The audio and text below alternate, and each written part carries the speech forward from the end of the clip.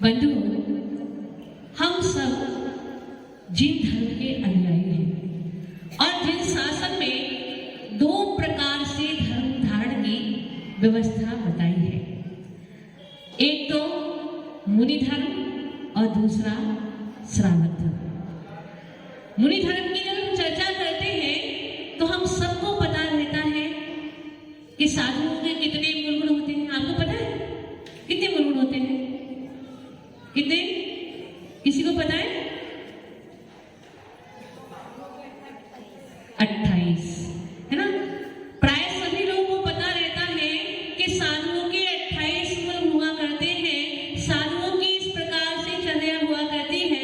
वो सामायिक करते हैं, प्रतिक्रमण करते हैं, स्वाध्याय करते हैं। हमें सब बात की जानकारी रहती है, लेकिन हमारे क्या कर्तव्य है ये हमें शायद नहीं पता। हम श्रावक की भूमिका में हैं, हम समर्थ धर्म का पालन नहीं कर पा रहे हैं। जिनेन्द्र भगवान ने तो ऐसी आज्ञा दी है कि हमें सबको श्रवण बनकर अपने जीवन का उत्थान करना चाहिए। यदि फिर भी हम असमर्थता प्रकट करते हैं, यदि हमें लगता है कि श्रवण धर्म का पालन अच्छे से नहीं कर सकते, तो कम से कम श्रावक की भूमिका में रहकर अपने कर्तव्यों का पालन करें, है ना।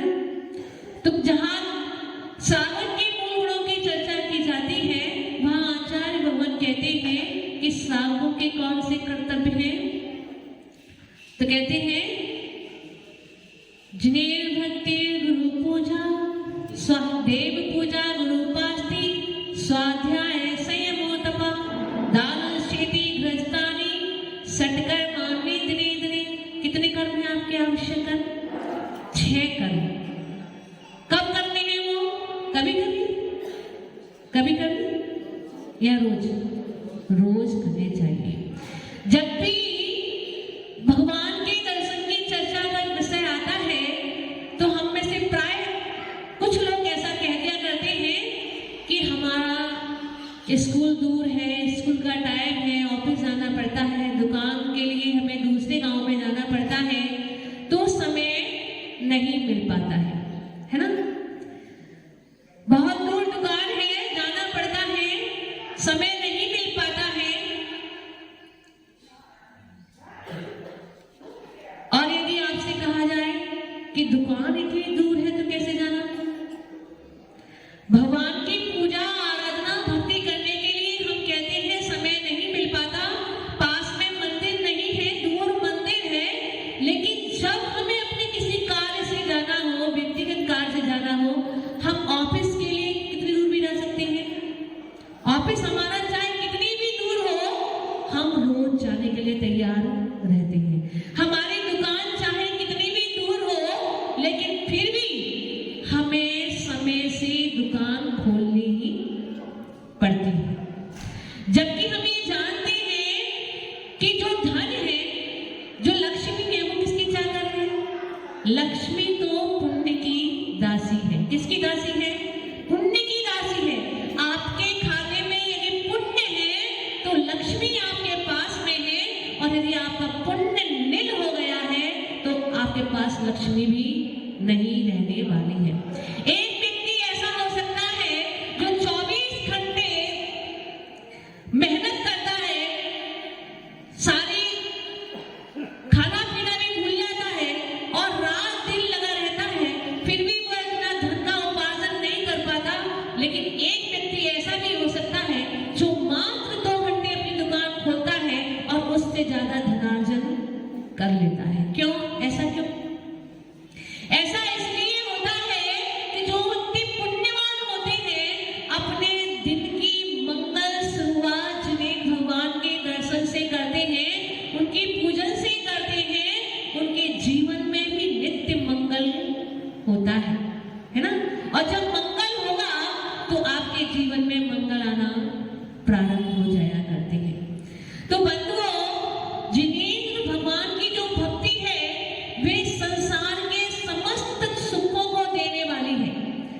इस संसार में पुण्य प्राप्ति के लिए हमारे पास 2 ही प्रधान अवसर हैं। कौन से? जिनेंद्र पूजा और गुरुपास्ति। यदि हमने अपने ये 2 कर्तव्य भी पूरे कर लिए तो क्या होगा? हमारे 60 कर्म इसी में अंतर्निहित हो जाएंगे। तो क्या करना है? हमें प्रतिदिन जिनेंद्र भगवान की अर्चना आराधना करनी है। जब हम भगवान की अर्चना करेंगे, आराधना करेंगे, तो हमारे जीवन में मंगल होगा, पुण्य का संचय होगा, और पुण्य के बल पर हमें सारी आवश्यकताओं की हम प्राप्ति होगी। हमारे जीवन में हर वो सुख जो हम प्राप्त करना चाहते हैं वह उपलब्ध होगा। जिस पुण्य के माध्यम से स्वर्ग और मोक्ष की प्राप्ति हो सकती है, तो क्या आपके सांसारिक सुखों की प्राप्ति नहीं होगी? क्या आपके कष्ट दूर नहीं होंगे? होंगे कि नहीं? जैसे एक चंदन के वृक्ष पर सहस्रों भुजंग लिपटे रहते हैं, लेकिन जब एक मयूर टंकार करता है तो वो सारे के सारे भुजंग उस वृक्ष को छोड़ करके पलायन कर जाया करते हैं। वैसे ही हमारे जीवन में चाहे कितने भी कर्म बंधे हो, चाहे कितने भी भयंकर से भयंकर कर्म हो, लेकिन जब हम जिन भगवान की अर्चना करते हैं, उनकी भक्ति करते हैं, उनकी वंदना करते हैं, उनकी स्तुति करते हैं, तो वह सारे कर्मों के बंधन ढीले हो जाया करते हैं और हमारे जीवन में मंगल शुरुआत हो जाती है। तो प्रत्येक श्रावक जो अपने आप को जिनेंद्र भगवान का भक्त समझता है, उसको क्या करना चाहिए? भगवान के दर्शन पूजन कितने लोग करते हैं पूजन आप में से? हाथ उठाओ तो जरा। मुश्किल से 2-3 लोग, और पुरुषों में तो वो भी नहीं। ऐसा क्यों? हम अपना पूरा का पूरा दिन किसमें लगाते हैं? सांसारिक कार्यों में। और सांसारिक कार्यों को करते समय हमें क्या होता है? पाप का उपार्जन ही होता है। और जब हम पाप का संचय करेंगे तो हमारे जीवन में पुण्य आएगा क्या? आपने कोई पौधा लगाया और उसमें पानी नहीं दिया, खाद नहीं दी, तो वो पौधा पुष्पित और पल्लवित होगा क्या? होगा क्या? नहीं होगा, वो मुरझा जाएगा। क्योंकि उसको पल्लवित होने के लिए, पुष्पित होने के लिए पानी और खाद की आवश्यकता हुआ करती है। ऐसे ही बंधुओं, हमारे जीवन में सुख और संपत्ति की प्राप्ति के लिए क्या चाहिए?